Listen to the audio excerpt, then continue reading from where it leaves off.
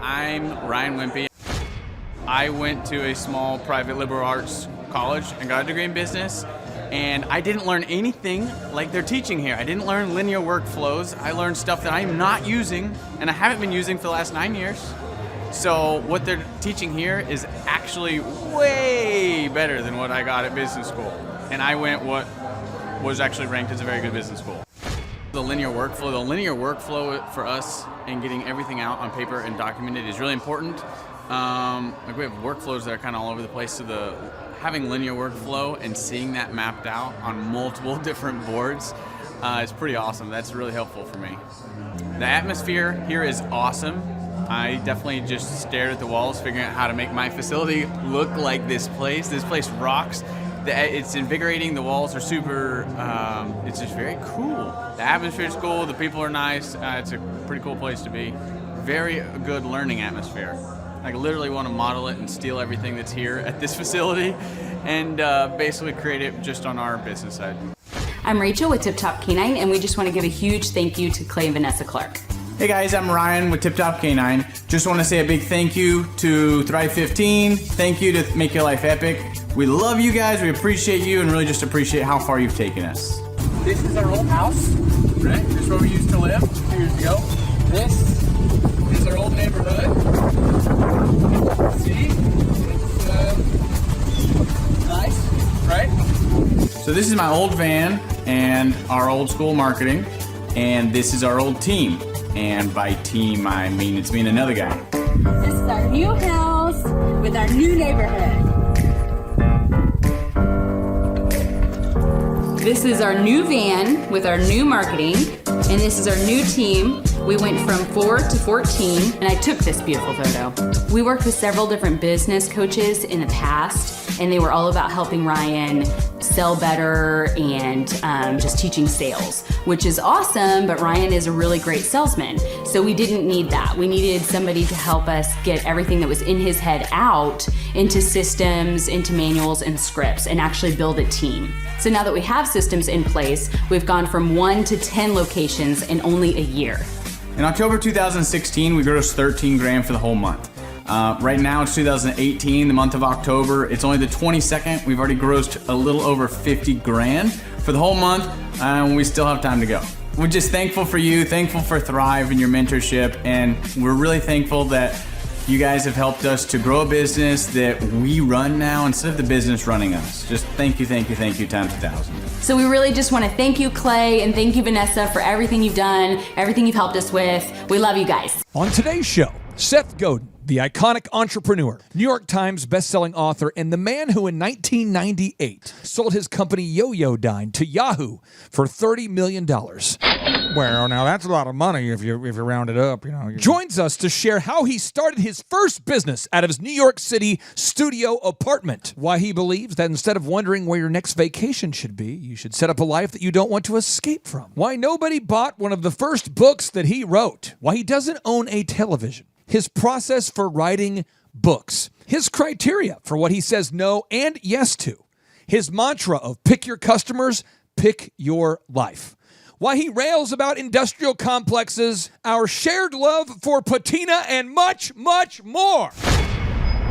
Some shows don't need a celebrity narrator to introduce the show, but this show does. 2 men, 8 kids, co-created by 2 different women, 13 multi-million-dollar businesses.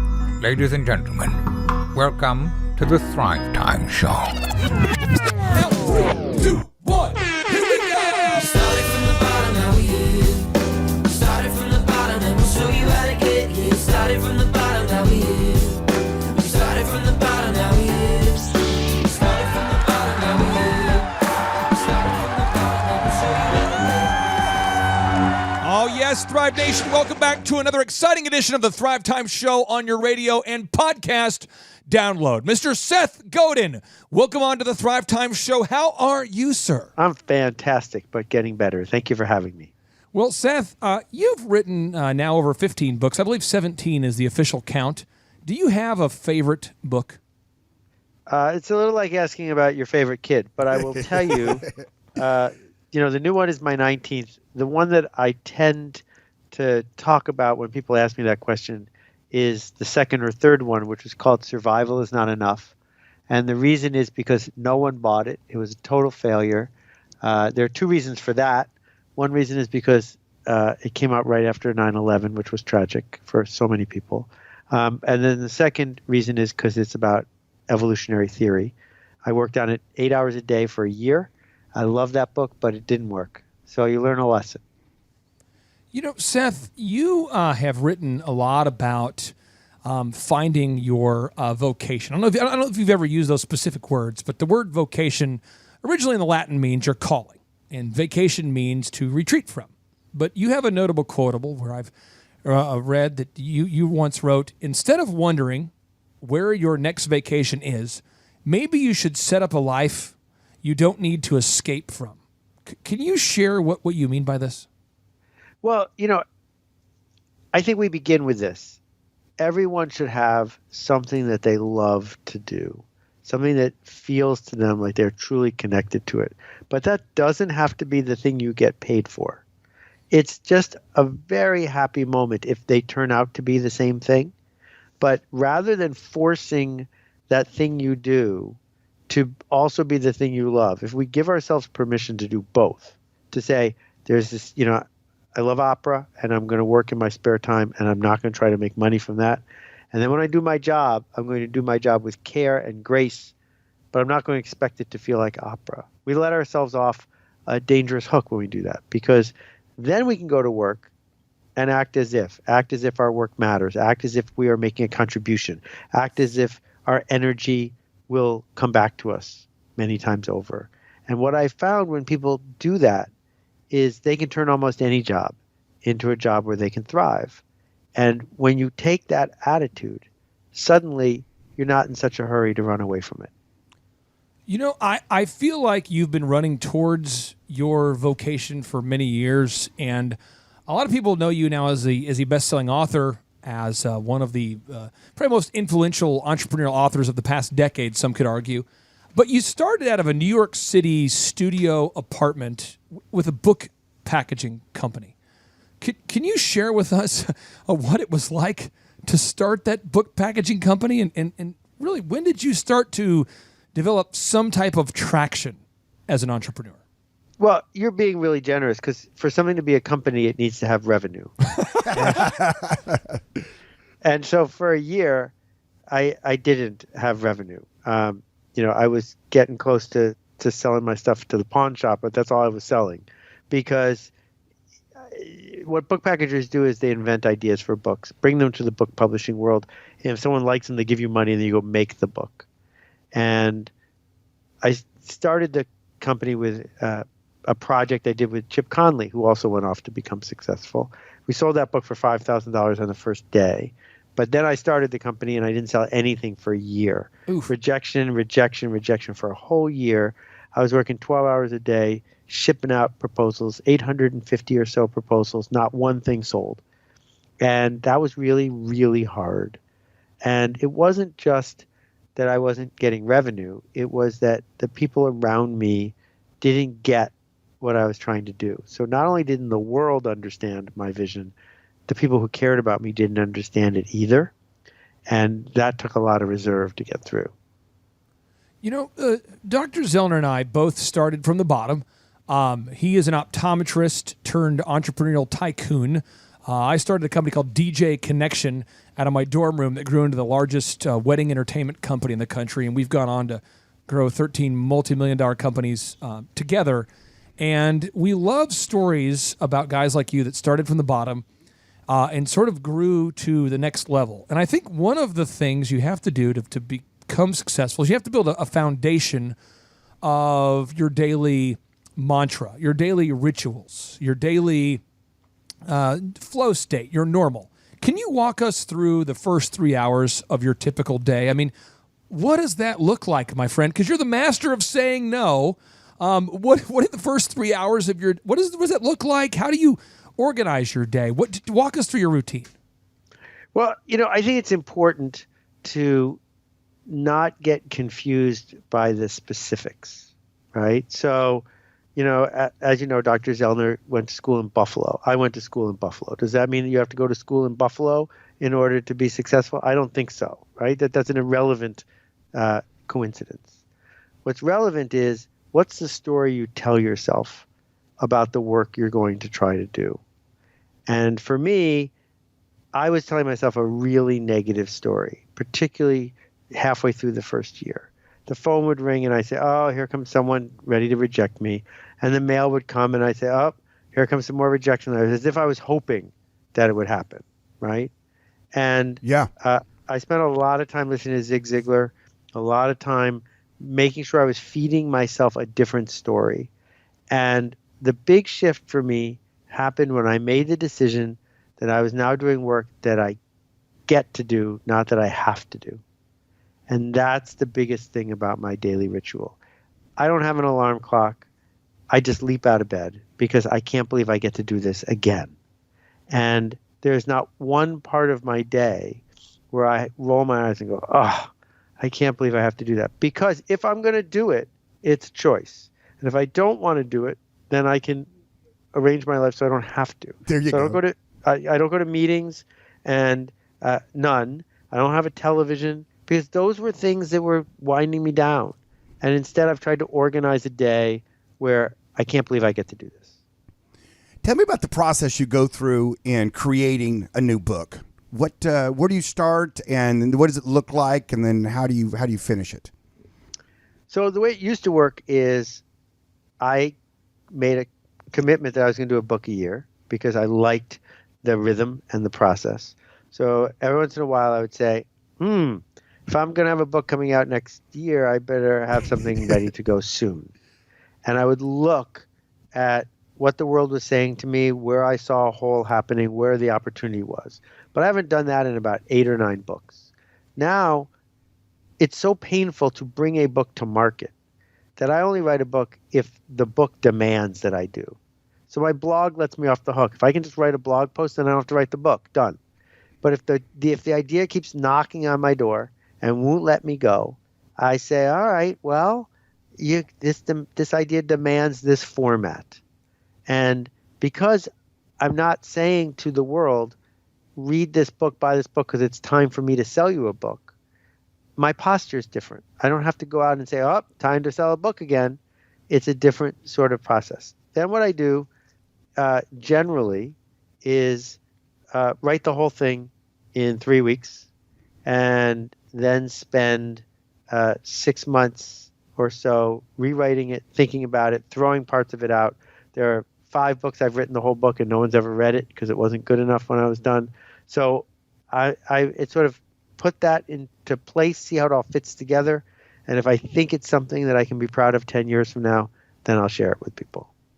Seth, one of the things I think is remarkable about you is that you say no to a lot of things. And I've heard you in previous interviews talk about this. And you say no to speaking events routinely, which Jonathan, who works closely with me in my office, who I believe arranged our interview, Jonathan knows this. Whenever someone reaches out to me for a speaking event, I almost immediately say no unless XYZ is the case. Can you explain your criteria for what you say no to? Because that's why you have the time freedom to focus on the things that you're excited about. I mean, it's because you say no. Can you talk about what's your criteria for the things you say no to, and what do you say yes to? Well, I would begin with this. The mantra that I think is true for everyone is pick your customers, pick your future. The people that you are serving, the people who are paying you, are the ones who are going to determine how you're going to spend your day. And so I don't have a staff. I don't have a team. It's just me. And if I don't spend today doing X, then I could do Y, but I can't do X and Y at the same time. So I used to limit myself to about 30 speaking gigs a year. Now it's 15. And I think hard about how far is this going to be? How many people am I going to be able to impact? Is the audience the biggest one enrolled in where I want to go? So I mistakenly took a gig 6 or 7 years ago to 3,000 men and women, mostly men, who own car repair, a big chain of car repair franchises. So there were 3,000 people there. It met many of my criteria, except they had no interest in what I had to say. What was your speech? What was your speech of that day? What did you remember? Totally. My speech was the speech I give is, if I were in their shoes, what would I need to hear? What would I want to hear? How could I open a door for them? Mm-hmm. So I imagined what I would do if I owned a Goodyear, Goodrich tire and rubber kind of facility. How could I be significantly above average? What would it mean to have a different relationship with my customers? What would it mean to do work that they would miss if it were gone, to not be in a commodity business? And I was right, except for one thing, which is that's not why they were in the business. And they were in the business for something that I would never be in the business for. They liked owning a car repair shop, and they didn't want it to be one that was exceptional. They just wanted it to be the one they had. Right. Pay the bills. They just want to pay the bills and fix I'm the car. Fine, that's great, but I shouldn't be the person to talk to you today. Ooh, well, now, Seth, I want to ask you this because you have said there was an interview you did with Tim Ferriss, and Tim, for any of our listeners out there who don't know, Tim Ferriss is one of the top podcasters on the planet. And you talked about how you typically rail against industrial complexes. Can you please explain why you rail against industrial complexes? And if you have time, I want you to talk about patina, because you and I share a love for the patina. So talk to me about railing against industrial complexes. And if you have a moment, I'd love for you to share your focus on patina. So General Eisenhower famously warned the public that there was a military industrial complex being built that was pushing us to be in the Vietnam War. And what it means is you have a company that makes weapons. You use some of that money to lobby the government to get into war so you can sell more weapons. The military industrial complex, it works in tandem. And what's happened as various industries have grown is they've also turned into complexes. So you have the educational industrial complex, which is a for-profit system that's constantly chewing kids up, putting them through test prep, putting them into debt, et cetera, et cetera. You have the social media industrial complex, where people are basically going to work for their phones, not vice versa. That if you're on a social network and you're not paying for it, that's because you're not the customer, you're the product. And we have these engines. On today's show, Seth Godin, the iconic entrepreneur, New York Times bestselling author, and the man who in 1998 sold his company Yo-Yo-Dine to Yahoo for $30 million. Well, now that's a lot of money if you round it up. Joins us to share how he started his first business out of his New York City studio apartment. Why he believes that instead of wondering where your next vacation should be, you should set up a life that you don't want to escape from. Why nobody bought one of the first books that he wrote. Why he doesn't own a television. His process for writing books. His criteria for what he says no and yes to. His mantra of pick your customers, pick your life. Why he rails about industrial complexes, our shared love for patina, and much, much more. Some shows don't need a celebrity narrator to introduce the show, but this show does. 2 men, 8 kids, co-created by 2 different women, 13 multi-million-dollar businesses. Ladies and gentlemen, welcome to the Thrivetime Show. Now, 3, 2, 1, here we go! Started from the bottom, now we here. Started from the bottom, and we'll show you how to get here. Started from the bottom, now we here.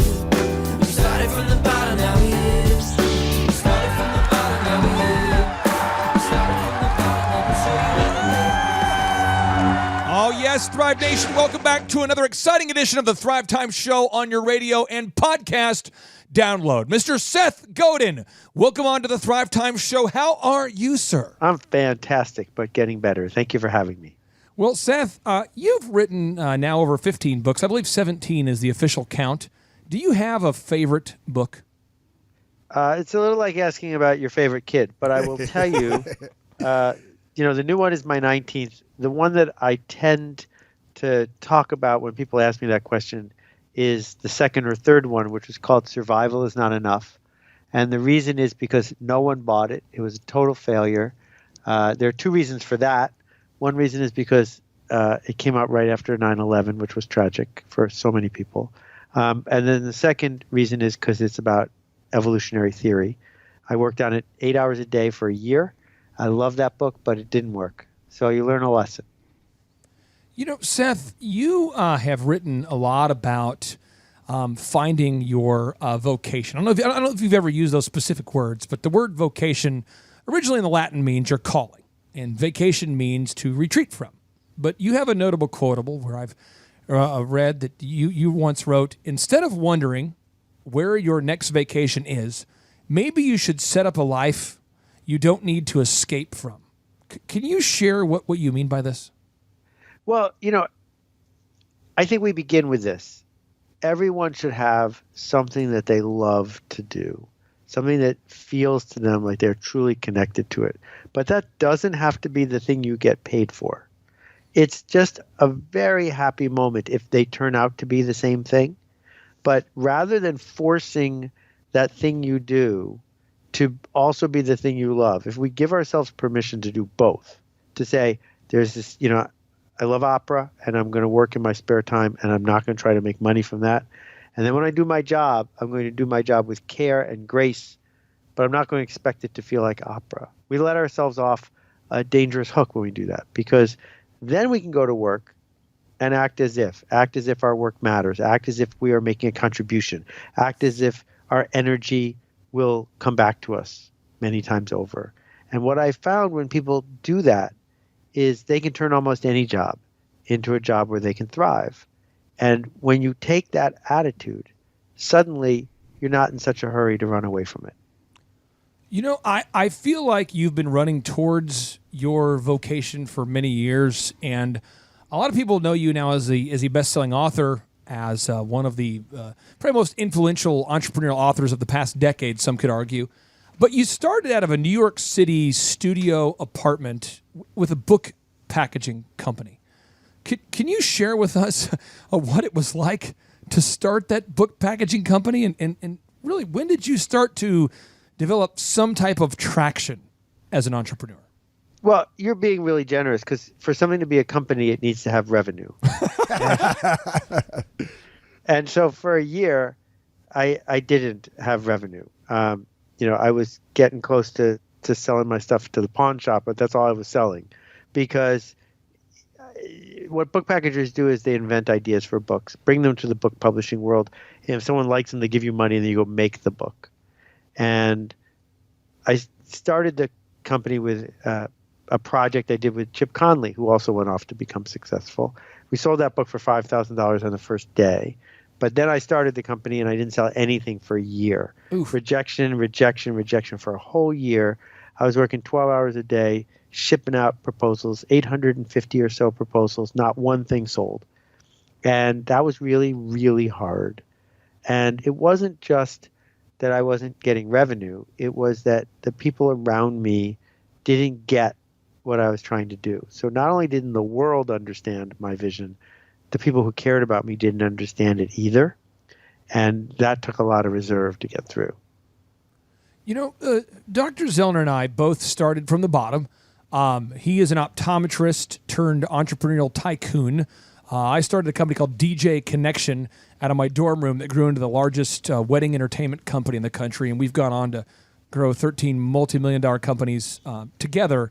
And we love stories about guys like you that started from the bottom and sort of grew to the next level. And I think one of the things you have to do to become successful is you have to build a foundation of your daily mantra, your daily rituals, your daily flow state, your normal. Can you walk us through the first 3 hours of your typical day? I mean, what does that look like, my friend? Because you're the master of saying no.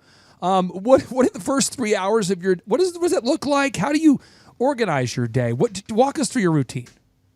Well, I think it's important to not get confused by the specifics, right? So, as you know, Dr. Zellner went to school in Buffalo. I went to school in Buffalo. Does that mean that you have to go to school in Buffalo in order to be successful? I don't think so, right? That's an irrelevant coincidence. What's relevant is, what's the story you tell yourself about the work you're going to try to do?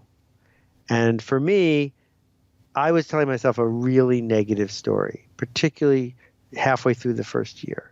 the phone would ring and I say, oh, here comes someone ready to reject me. And the mail would come and I say, oh, here comes some more rejection letters, as if I was hoping that it would happen, right? And Yeah. I spent a lot of time listening to Zig Ziglar, a lot of time making sure I was feeding myself a different story. And the big shift for me happened when I made the decision that I was now doing work that I get to do, not that I have to do. And that's the biggest thing about my daily ritual. I don't have an alarm clock. I just leap out of bed because I can't believe I get to do this again. And there's not one part of my day where I roll my eyes and go, oh, I can't believe I have to do that. Because if I'm going to do it, it's a choice. And if I don't want to do it, then I can arrange my life so I don't have to. There you so go.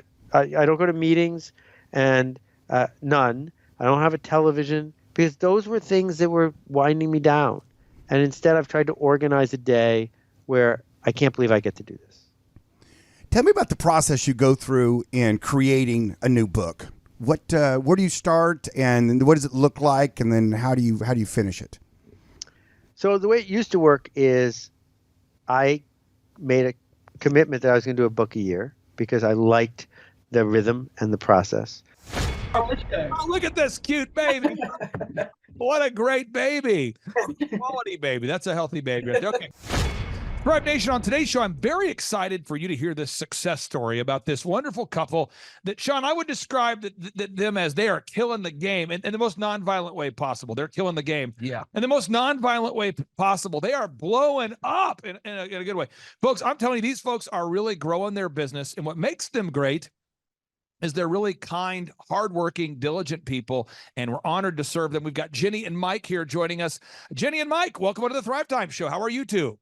Hi, thank you. Good. We're doing well. Okay, now I'll start with you, Jenny, because frankly, Sean likes you more. No, I'm just kidding. So, let's start with you. So, how did you first discover us and the business coaching that we provide? So I was listening to different podcasts about business. I was starting up our business. And so you were the first one to pop up on our podcast on Apple. I think Apple is what I was on. And so I started listening to you. I got on your website, and I was just a little girl starting a business. And I said, I'm going to ask this guy to be my coach. And I don't think I'm going to get a shot, but sure enough, within a week, you called me. Now, who is this cute child here? But Micah, who is this cute kid here? It's Lennon Rose. She is about to be 10 months old. I hate to do this to you, but can you kind of hold up the baby to the camera a little bit? This is probably, oh, look at this cute baby. What a great baby. Quality baby. That's a healthy baby right there. Okay. So Mike, can you tell us what's the name of your website there? I think people want to look you up and verify you're real people that don't just happen to have a cute baby. Yeah. Our website is newconcept.healthcare. Newconcept.healthcare. So newconcept.healthcare. I'm going to pull it up right now, folks, so we can all verify that they're not just a couple who's taking advantage of the cute baby they have to get a podcast here. This is a real couple, because I'm pulling it up here. So this is the website. It's newconcept.healthcare. And can you tell our listeners, what services do you guys provide at newconcept.healthcare? So we offer more functional medicine. So we offer IV therapies. We offer hormone replacement therapies. We also do acute care. We do pretty much everything, but we're very much alternative. So we believe in medical freedom, and that's what we offer. And you guys, you reached out. Do you remember that initial consultation there? Do you remember, Mike, that initial consultation? Do you remember what that was like? Yeah, it was actually pretty overwhelming that we were starting this business with absolutely nothing, and we had the opportunity to work with Thrivetime Show. Well, you know, the one thing I always try to do is, you know, my father, great guy, may he rest in peace. He worked his tail off like so many people do, and there was no real economic result that was achieved from it. There wasn't any, you know, he had the college degree. He's working 2 jobs. I remember he's late 30s. He's working at Domino's, delivering pizzas, working at Quick Trip. He worked at furniture stores. And I always try to look at every new client we have as though I'm talking to my dad, you know, because like, what would my dad, you know, what could he have learned at the age of 37 that could have changed the financial trajectory of his life? You know, and I try to look at it that way.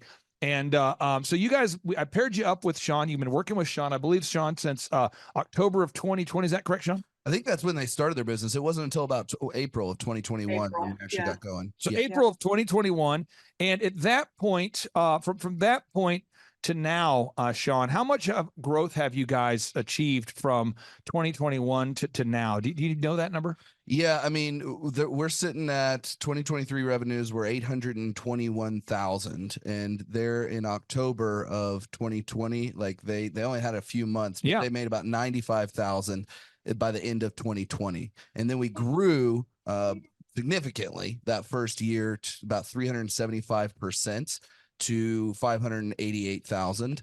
And we continued to grow there ever since, all the way up to where we're getting close to the $1 million mark at this point here, just like 3 years in. Jenny, how would you describe the growth? Would you say you've doubled? Are you 5 times larger? How would you describe that? Oh no, I definitely feel the growth. There's been some growing pains, and you guys have helped us through that too. So it's been amazing. It's been amazing to help people, because that's what I'm passionate about. And you guys have really helped us expand and tell people what we're about. So step one here, we do this with all the clients. I'm gonna walk people through the steps.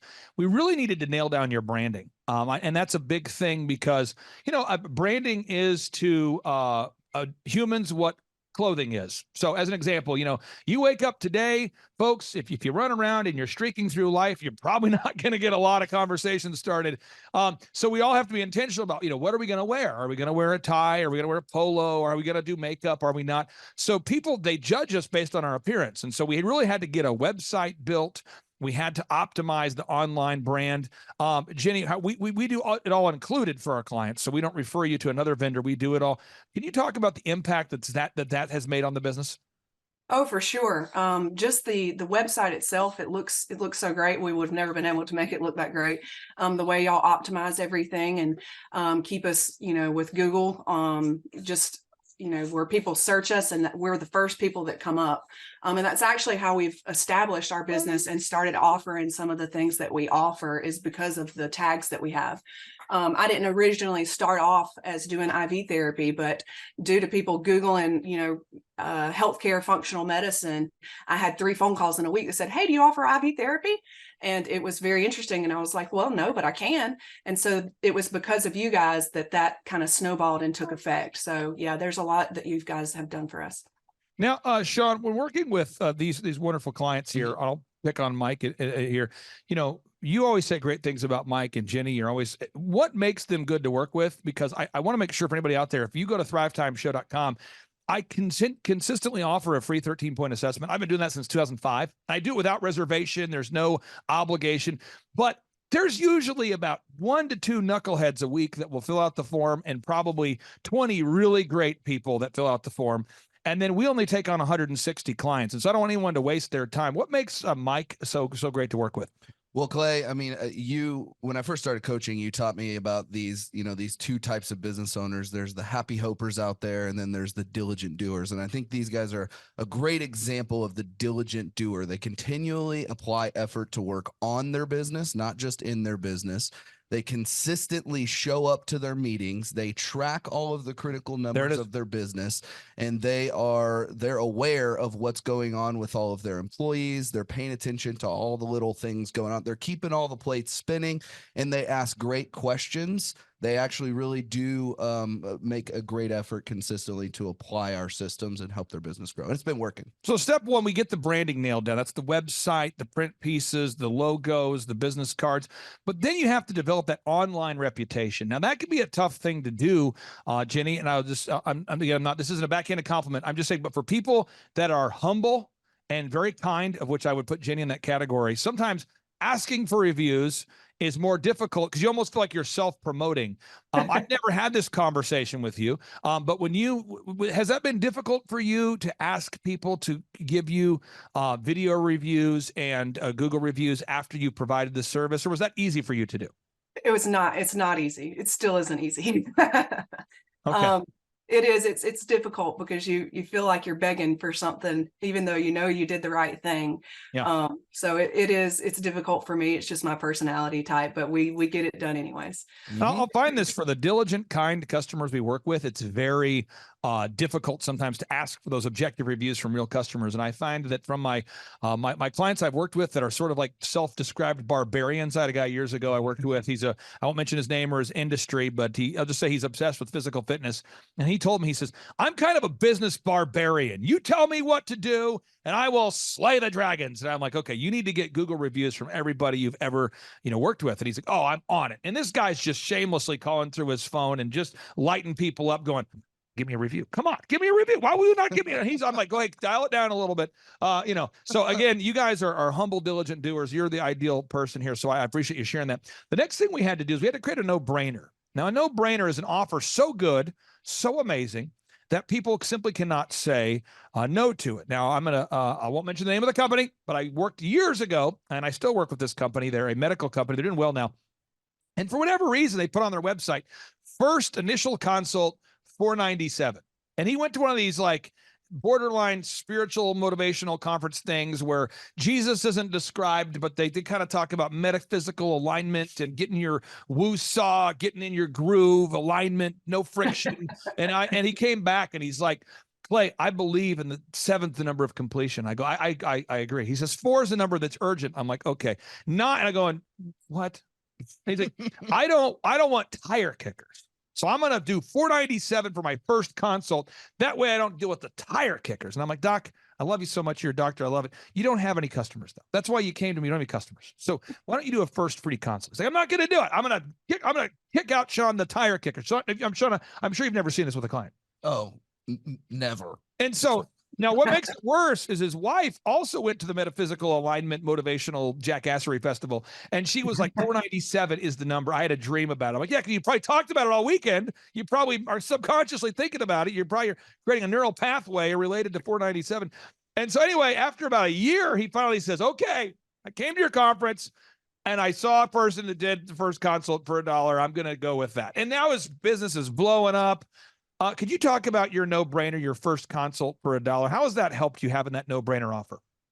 Yeah, so it gets people in. And so when we get people in, we know that we're doing a good job and we know that we're trustworthy and our healthcare is superior to most. So just getting people in for that $1, because a lot of people are, they're nervous about going to the doctor or they don't trust healthcare system. And so they know that they can come in, they're only going to spend $1. They can figure out whether or not they trust us, figure out whether or not we're the place for them. And we know 100% of the time we will be.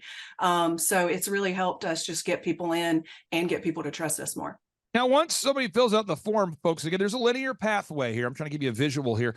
So you establish your revenue goals. You figure out your numbers to break even. You figure out how many hours a week you're willing to work. Even though you have a cute baby, you got to figure out how you're going to get it done. And step number 4 is you define your unique value proposition. What makes you unique? That's something you and Sean have worked on together. You improve your branding. Now you're coming in contact with humans. Business is a contact sport. I love this part. That's when you start marketing. You launch your marketing. You have your online ads. You optimize your website. You begin to come up top in the search results. You start to get leads. Do you remember what it was like, Jenny, when you first got your first online lead? Do you remember the first one where you're like, it's working? Do you remember that moment? Yeah, it was almost like we did celebrate because it finally had happened. And then as soon as the first one came in, the second one came in. And like I said, it was almost a growing pain experience. We had so many leads so fast. So it was great. And we still celebrate every lead that we get. Now, Mike, the next step is you have to make sales scripts. We recommend to every client that the calls are recorded for quality assurance. You have a sales script. The calls are recorded for quality assurance. You have a one sheet that tracks your pricing. You have pre-written emails. You begin tracking. Sean's always bragging about you guys with tracking. Mike, how has it helped to have tracking in place where you can see, how does that help you? Well, it's really a good benefit because, at the end of the week, what your income was, what your leads was. So wherever we're lacking in, we can quickly adjust and make that adjustment to make it work for the next week. Now, if you don't have tracking, folks, this is a true story. It's kind of a sad story, so I'll speak in generality, Sean. I talked to a guy the other day. This is a terrible story. Longtime client, and he got motivated. He set up a trade show. He didn't tell me he's doing that. It's fine. You don't have to tell me, but he set up a trade show. I think he was going to try to surprise me with the fruit of the trade show. So he set up the trade show, and he gets on the call. His energy's kind of off, and I'm like, "Are you okay?" "Yeah, dude, fine." What's wrong? I don't know. I'm like, your lead sheet, we're getting, 10 to 15 leads a week. It's very consistent. Revenue looks good. He's like, yeah, I'm in a tight spot. Well, you're in a tight spot. Why are you in a tight spot? He says, I did a trade show. You did a trade show? Yeah, I got roped into 4. I did a thing where you get the billboard, you get the trade show, you get the magazine ad. And I did the trade show and we got no leads. And I go, what kind of trade show did you do? And he says, well, I went to the whatever trade show. And Sean, what I find is that there's the emotional excitement about being on the billboard, being on the magazine cover, and he got called by one of these kind of scam. I call it a scamockery or jackassery. Yeah. They call you and they go, boop, boop, boop, boop. Hey, is this Sean? Yeah, this is Sean. Sean, yeah, we noticed that you have an incredible healthcare company, and we want to honor you by giving you the yada yada of the region award. It's the yada yada. It's a regional, it's a prestigious award. We'd like to meet with you. Can we meet with you? Yeah. So now I meet here. Now, Sean, again, we're on the phone, but I still like the phone voice here. So now Sean, so because we're so honored, we're inviting you to a plated dinner to honor your honor, your honoredness, your greatness, your humbleness. And it's going to be $1,000 a plate, for you and your wife. And did you want 4 seats or 8? Because most people do 8. Oh, I guess just 4. 4, and that does include a glossy magazine feature in we'll just call it like Missouri local top doctor jackassery. It's a great magazine. Oh. And you're also on you'll be on a billboard. We've teamed up with the billboard. It rotates through. You're going to see your face. Oh, hey, don't get too excited. And just because we're honored, we're not, again, we're just honored. Now, did you want to do the 4 tickets, sir? Yeah, absolutely. Now, the way it works is it's going to be 4 payments of $4,000 for a total of $16,000. And that's, no, I'm serious. And now they're in the trade shows and he's going to the trade show and there ain't nobody there. There is nobody there. To be technical. Nobody was at this trade show. I mean, everybody was not at the trade show. No, he's got photos of like him and his wife and his team in an empty booth, and he's got a magazine and no leads are coming. And he was so excited to tell me. I'm sure you've never encountered this sort of thing, Virginia. Have you, Jenny, have you ever seen a situation where that sort of shamockery advertising has been entered into your world in some capacity? I've been there. I've been exactly what you're talking about. And I've set up everything and paid employees. And I felt like I was nothing more than a free pin show. The only people that were there were people looking for free pins. Oh, I know. And it feels terrible. And then you kind of have to sell it to yourself all day. But, guys, we're getting our name out there. Sean, can you pass the megaphone back there? Right behind you. Yeah, because I tell people, if you want to get your name out there, what you do is you just run outside and say, all right, come visit New Concept Healthcare. And people go, why are you yelling at me? I'm trying to shop for my groceries. New Concept Healthcare. Get my name out there. You're like, is this effective? Of course it's effective. I'm getting my name out there. And then that leads to buying Frisbees, branded Frisbees, koozies. You know what I'm saying? Branded pins. Yes. And all of a sudden you buy these things. Sean, you know what I'm talking about. Oh, yeah. Okay. Yeah. So now we have to do, and I'm going to show you, this is kind of the back end of one of my companies called Elephant in the Room.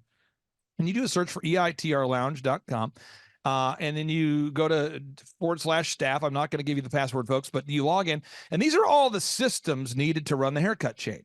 Now, one thing I thought was very interesting is Truth Social, President Trump's social media platform. The other day they were disclosing, Newsweek was disclosing the revenue of it. Oh, and I just want people to know this because I think, I just full disclosure, I'm a very conservative person, but I just want people to see this. This is just something to look at. Truth Social, they declared in their filing that they did $3.3 million of revenue and had $49 million of losses, which, by the way, that's very normal for a tech startup company. And their users are going up. And they're having there's like a reaction in the marketplace. People are actually putting more money in. They're investing. The stock price is going up. But I don't know anybody that I've met in my life. But I've never been a client that can afford to bring in 3.3 million and lose 49 million. So like for my haircut chain, we have 5 locations. We bring in more than 3.3 million. And this just in, we don't spend 49 million, So we have to, we call it a lean startup. You got to keep that thing lean. And so when you go to eitrlounge.com /staff, every document needed to manage the business is here. So the opening checklist for the manager, you click here, boom. This is what the manager has to do to start the day. Everything is documented. And that's kind of where we're at right now with Jenny and Mike's business. We're in the process of building all those checklists. Yeah. Sean, what kind of checklists have you built so far? Oh man, we have a whole page. Their staff page is pretty built out. We're really getting there. I think more right now it's getting, correct me if I'm wrong, we need some managers in there so we can free you guys up from the business. And so we have a lot of the worker level systems. We're just now working on more of how do we get those manager level systems and find those high quality managers. Now, let me give Jenny a little mentor moment here. This will be helpful for you. I'm going to hop on a flight in about 2.5 hours, 3 hours to go to Denver. All right. And I got to go to Denver to meet with the founder of oxyfresh.com. This is a brand we've worked with and helped them to grow to 550 locations now. 550 locations. Okay. And if you type in carpet cleaning quotes, we're the world's highest rated and most reviewed company in the world. Okay. 274,000 reviews. We've been holding this idea in our mind for 15 consecutive years. I've been working on this, Sean, before I met you. We just were grinding, okay? Yeah. And the biggest challenge that the locations have is managers, finding good manager. And I tell people this, and it never goes over well, but hopefully eventually it will. I'll keep refining the idea. The kind of person that enjoys conflict, but also likes people, is a good manager. Let me try that again. The kind of person that enjoys conflict, but also likes people, is a good manager. And I have found it's not so much trainable as it's findable. So as an example, where we're getting ready to head out to Denver, Sean, you know my personality type, and you know that I have to pack all this stuff to get ready to go. You saw my suitcase out there? Yep. How many times do you think I've followed up with the people involved in the trip so far before leaving? Oh man, it's probably on your to-do list and you've checked it off like probably at least 5 times today, I would think. And what kind of things do you think I might have put on my checklist to travel to Denver? First off, just making sure that the timing is working, making sure that you have all the stuff that you need, making sure that you have double of the stuff that you need in case something gets broken. Making sure that the people who are there know you're coming and when you're going to be there and what to expect from you. What do you think I'm checking a bag?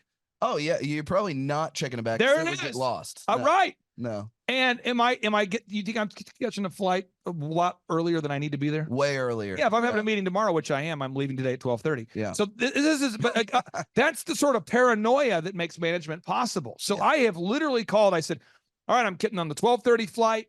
We're meeting tomorrow. I should be in by like 4 o'clock Denver time. Our meeting's tomorrow. If that flight gets delayed and the next one gets delayed and the next one, I'll still be there. I've got backup phone chargers. I have a rule. Everybody going with me, you cannot check a bag. I want to check a bag. Can't check a bag. Why? Because it could get lost. This is real. I'm not I am completely paranoid. And that is the paranoia is what makes the businesses run. Yeah. Yeah. And I asked my staff every day, guys, elephant in the room, did you guys get a review? And they say, well, yeah, we got a review. You asked me 10 minutes ago. Okay, well, I'll talk to you in 4 minutes. You heard me say that. I'll say, I'll talk to you in 5 minutes. Yeah. And I'll do it. And it's a follow-up because I have to make sure that the checklists are being followed, the reviews are being followed. We're a licensed business. People don't know that. Hair care, you're licensed by the state. So we have certain cleanliness standards. We could have random people from the state show up. So we got checklists. And I follow up, and it doesn't bother me to follow up with the same adult who's in their 40s 6 times within a 50-minute span of time. It doesn't bother me. But most people, that bothers them. Yeah.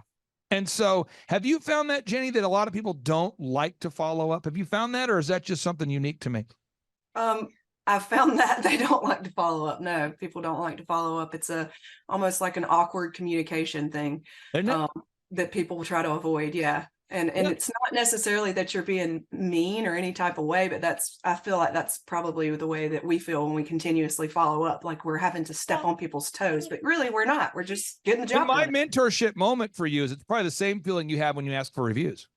Yeah. It's probably the same. So, and I'm just saying, and if you, Mike, did you ever play football or a sport of some kind? Yeah, I used to play soccer. Okay, soccer. So like when what position did you play? Goalkeeper. Goalkeeper. Okay. So this is a great example. I didn't know you were a goalkeeper, but when you're a goalkeeper and someone's kicking that ball at you fast, I mean, just the ball's coming in there. I mean, people can really kick a soccer ball fast. Yeah. There are certain people that want to be a goalkeeper, but they kind of avoid the ball. They try to hide from it. They flinch. You know what I'm talking about? But you actually would lunge into it. Am I correct? Right. I mean, you're aggressive, right? I mean, you're like, for some reason you enjoyed it. Yeah. Right? I enjoyed getting 100 miles an hour fastball. Did you ever see somebody who tried to be a goalie? I'm not looking for a name here, but somebody who would kind of hide from the ball? Yeah. This is the same thing for management. Like as a manager, you have to want, like you have to sort of seek out conflict, but like people. So I'll say things like, okay, hey, it's 8 o'clock. I need to make sure you put out the flags in front of the elephant in the room store today, Mr. Manager. Put out the flags that draw the attention by the road. Put out the flags. And I'm going to call you in 10 minutes to follow up. Call them in 10 minutes. Are the flags up? Can you send me a picture? They're like, do you not trust me? Absolutely not. I trust nobody. Go ahead and send them. And then I'll call them back 30 minutes later. Hey, did you get Google reviews? Yeah, we got one Google review. You know, the quote is 10. Yeah, I'll call you back in 2 minutes. You know, call them back. Hey, did you get a review? It's been 2 minutes. I know. Oh, hey, I'll tell you what. I'll call you back in an hour. And my whole day is just following up. And then over time, the culture happens where people go, he's going to follow up. And now the people that like the follow-up like to work there, and it's become a great thing. And that's where we're kind of at right now, I think, is we're getting into the follow-up phase. Do you have call recording in place there, Mike? Do you have the call recording for quality assurance installed yet? Yes, we do. And are you learning some things? Yes. It is very hard to train people on recording scripts. Yeah. Okay, that's something we got to do. Now we're just going through the workflow. And then the wowing the customers. What Sean is saying is that your patients are consistently wowed. Now, I don't know if that's because Sean is your hype man or if that's a real thing, but it seems like people are actually wowing. They're being wowed right now. People, when they come in, this is, if you look at the workflow, they buy something right here. We have to wow them. You've got to create that wow moment. And again, if you want to download this diagram, folks, just go to thrivetimeshow.com/millionaire, thrivetimeshow.com/millionaire. You can download it from my newest book called A Millionaire's Guide to Becoming Sustainably Rich. You got to create that wow moment. I mean, amidst the checklists and the tracking, at some point here, you've got to create a moment that wows people where they go, wow. So I'm trying to get everybody's creative juices flowing here. So if you have a restaurant, I work with a restaurant in Florida right now, a great restaurant. They say, welcome in. Is it your first time? They say, yeah, it's my first time. Oh, well, hey, you get free appetizers on us today and one free adult beverage. Welcome in. And that every time it's that, wow. And then when you come back later and ask for a review or, hey, what entree do you want? Guess what? People become generous with how they buy. Another example, I work with an auto auction. The auto auction says your first time that you buy from the auto auction, you only have to pay $1 more than the actual cost of the vehicle, just to wow people, to get that going. I happen to work with a carpet cleaning business. And what they do is they say, hey, the first time we clean your carpet, we'll beat any competitor's price, and it will be at least half off of our normal price. And they go, okay, great. You got to have that wow moment. What are you guys doing, Jenny, to wow your customers there? Well, there are things that we do. We will oftentimes like give samples of certain things because we know they work. We have a lot of supplement sales that we do.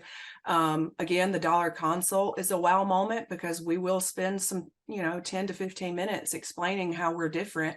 And I feel like they're wowed because of that. Also, our services are so much different. We spend time in the room with our patients. We listen to them. They're not just a number.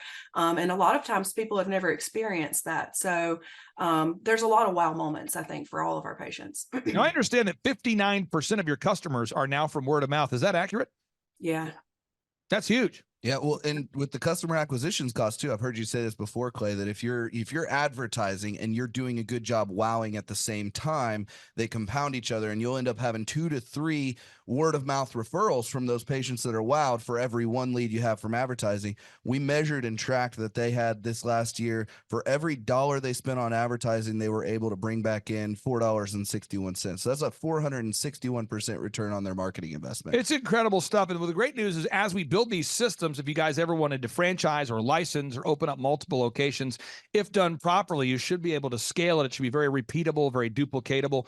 Other things you guys have done, you've implemented a database to keep track of your customers. You're gathering objective video reviews. You guys are really checking all the boxes. I'd like for you, if you can, Jenny, here, to give a word of encouragement for any of our listeners out there that are a little bit on the fence right now, and they're going, I have thought about scheduling a free consultation, but I don't know. I hear it's $1,700 a month, and can you maybe explain your thoughts, what you'd say to anybody who's a friend of yours or family that asks you about the value about the business consulting? Oh, well, I would say that the $1,700 a month is an excuse not to have someone to mentor you. It's kind of like being in a gym when you need a trainer. We're not always perfect, and business owning is not easy, and you need a mentor.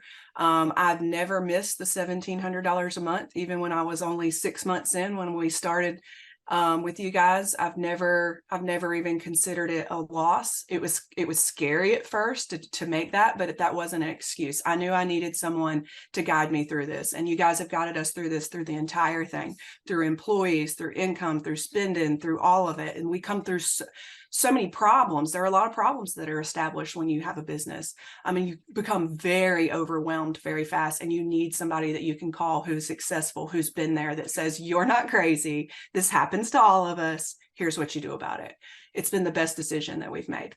Final question I have here for you, as far as having a one-stop shop. Years ago, I hired a business consultant who was great.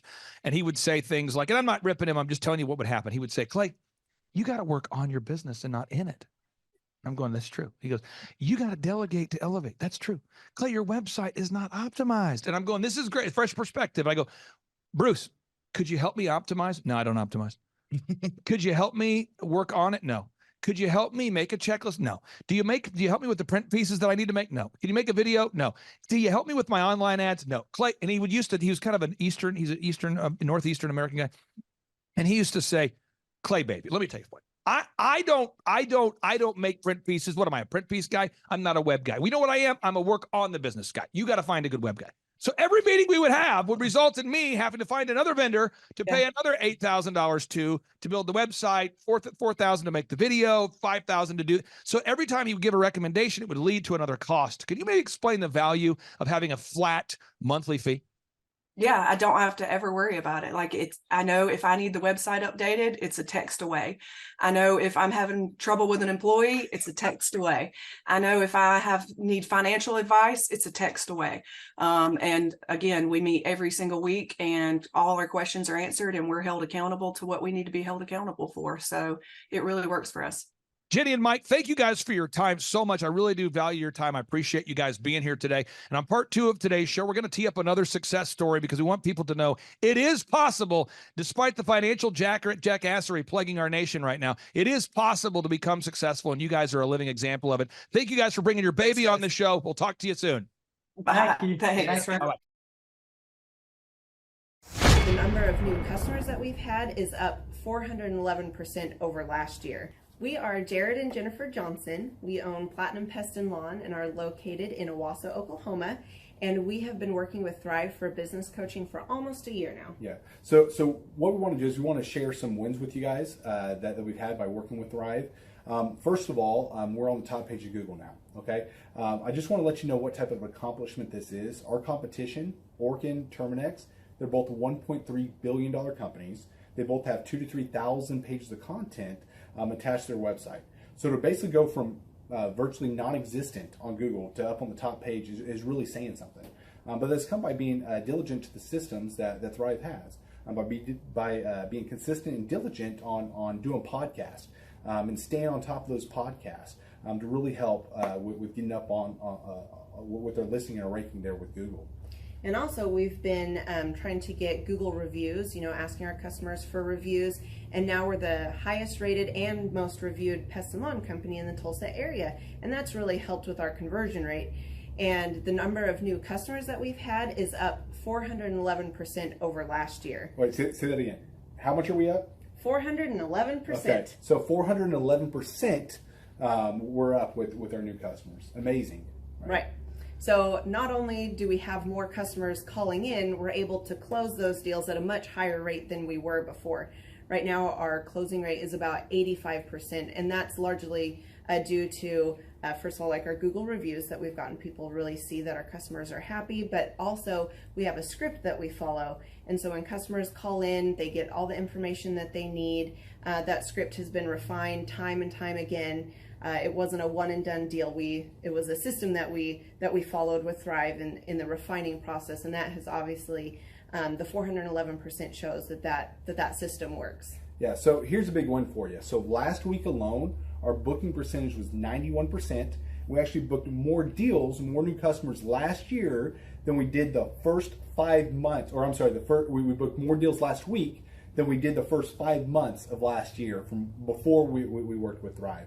So again, we booked more deals last week than the first 5 months of last year. And it's incredible. But the reason why we have that success by implementing the systems that Thrive has taught us and helped us out with. So. Some of those systems that we've implemented are group interviews. That way we've really been able to come up with a really great team.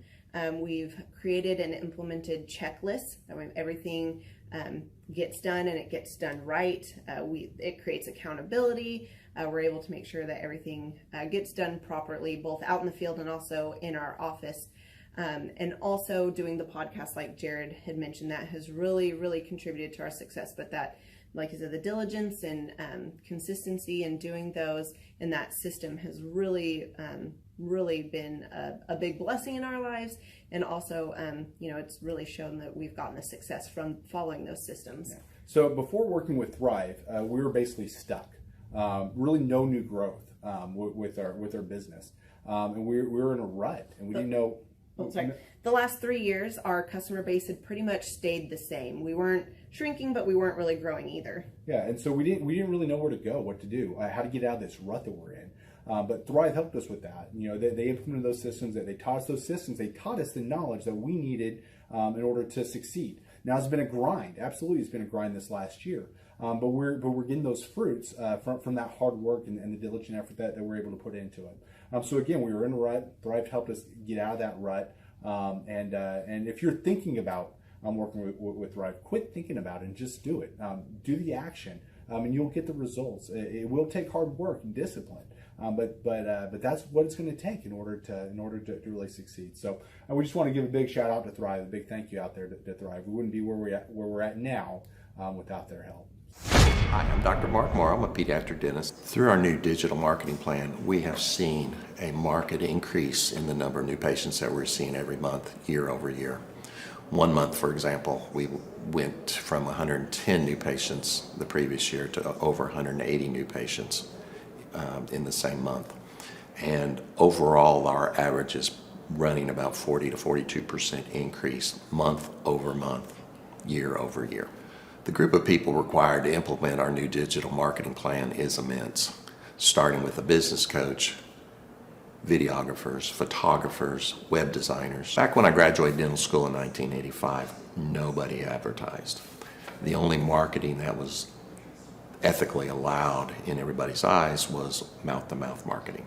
By choosing to use the services, you're choosing to use a proven turnkey marketing and coaching system that will grow your practice and get you the results that you are looking for. I went to the University of Oklahoma College of Dentistry, graduated in 1983, and then I did my pediatric dental residency at Baylor College of Dentistry from 1983 to 1985. Hello, my name is Charles Kolaw with Kolaw Fitness. Today I want to tell you a little bit about Clay Clark and how I know Clay Clark. Clay Clark has been my business coach since 2017. He's helped us grow from 2 locations to now 6 locations. We're planning to do 7 locations in 7 years and then franchise. And Clay has done a great job of helping us navigate anything that has to do with like running the business, building the systems, the checklists, the workflows, the audits, how to navigate lease agreements, how to buy property, how to work with brokers and builders. This guy is just amazing. He's this kind of guy has worked in every single industry. He's written books with like Lee Cockrell, head of Disney, with the 40,000 cast members. He's friends with like Mike Lindell. He does Reawaken America tours where he does these tours all across the country where 10,000 or more people show up to some of these tours. On the day-to-day, he does anywhere from about 160 companies. He's at the top. He has a team of business coaches, videographers, and graphic designers and web developers, and they run 160 companies every single week. So think of this guy with a team of business coaches running 160 companies. So in the weekly, he's running 160 companies.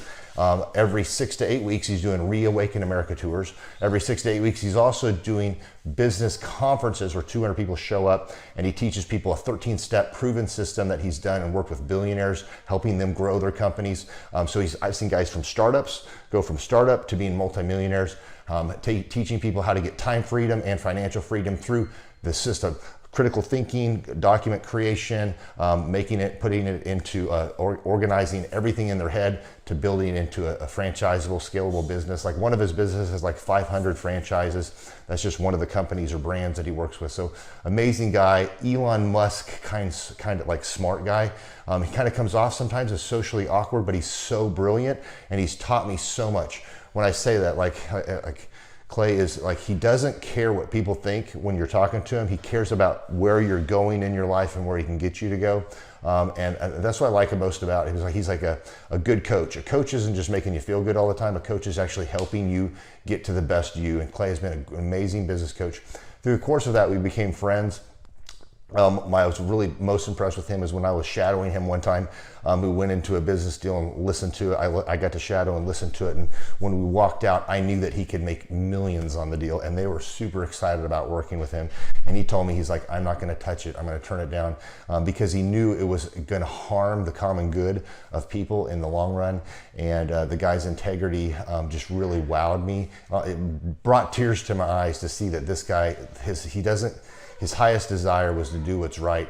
And anyways, just an amazing man. So anyways, impacted me a lot. He's helped navigate anytime I've got nervous or worried about how to run the company or, navigating competition and an economy that's like, I remember we got closed down for 3 months. He helped us navigate on how to stay open, how to get back open, how to just survive through all the COVID shutdowns, lockdowns. I'm Rachel with Tip Top Canine, and we just want to give a huge thank you to Clay and Vanessa Clark. Hey guys, I'm Ryan with Tip Top Canine. Just want to say a big thank you to Thrive 15. Thank you to Make Your Life Epic. We love you guys, we appreciate you, and really just appreciate how far you've taken us. This is our old house, right? This is where we used to live a few years ago. This is our old neighborhood. See, it's nice, right? So this is my old van and our old school marketing, and this is our old team. And by team, I mean it's me and another guy. This is our new house with our new neighborhood. This is our new van with our new marketing, and this is our new team. We went from 4 to 14, and I took this beautiful photo. We worked with several different business coaches in the past, and they were all about helping Ryan sell better and just teaching sales, which is awesome, but Ryan is a really great salesman. So we didn't need that. We needed somebody to help us get everything that was in his head out into systems, into manuals and scripts, and actually build a team. So now that we have systems in place, we've gone from 1 to 10 locations in only a year. In October 2016, we grossed 13 grand for the whole month.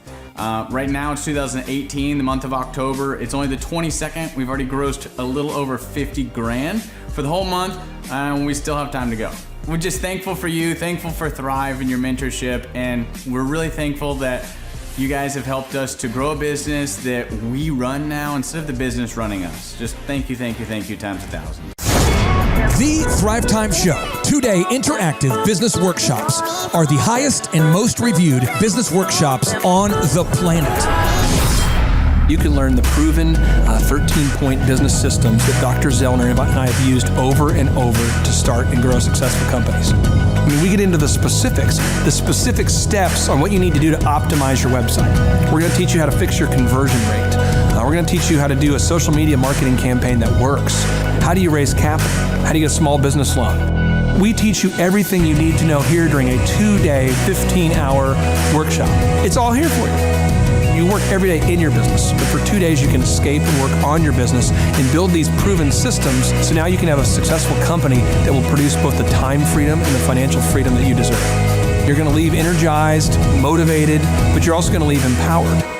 The reason why I've built these workshops is because as an entrepreneur, I always wish that I had this. And because there wasn't anything like this, I would go to these motivational seminars, no money down, real estate, Ponzi scheme, get motivated seminars, and they would never teach me anything. It was like you went there and you paid for the big chocolate Easter bunny, but inside of it, it was a hollow nothingness. And I wanted the knowledge, and they're like, oh, but we'll teach you the knowledge after our next workshop.